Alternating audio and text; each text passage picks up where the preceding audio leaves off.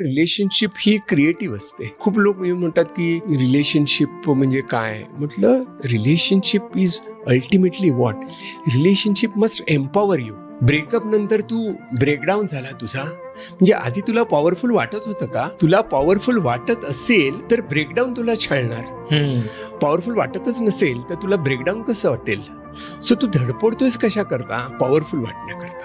आणि रिलेशनशिप मधनं आपण एम्पॉवरिंग एक्सपिरियन्स असतो तो. मला माझी ओळख होते आणि माझ्या वाईट चांगल्या दोन्ही गोष्टींची ओळख होऊ शकते ना.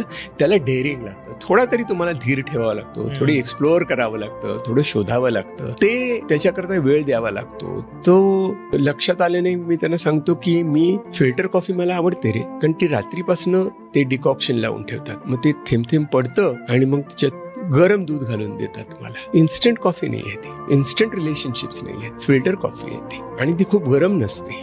ते सांगतात डिकॉक्शन ना उकळू नका साहेब, गरम दूध घाला, म्हणजे तिची लज्जत येते. तो ही इव्हॉल्व्ह होण्याची प्रोसेस आहे. आणि ती इव्हॉल्व्ह होण्याची प्रोसेस घराघरातनं निर्माण व्हायला पाहिजे, कुटुंबात व्हायला पाहिजे. तशा प्रकारचे चित्रपट पाहिजे, तशा प्रकारची अर्थपूर्णता देणारं काहीतरी काव्य, गोष्टी, नाटकं हवीत. तर मग त्याला आपल्याला त्यातनं शिकायला मिळतं.